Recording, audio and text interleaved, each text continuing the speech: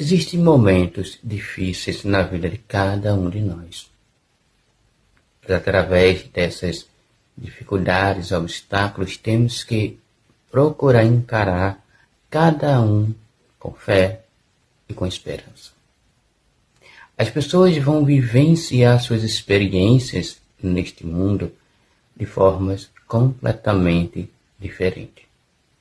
Vão ter desafios com as famílias, desafios com os amigos, desafios no trabalho, desafios na vida, com a espiritualidade, com a mediunidade, consigo próprio.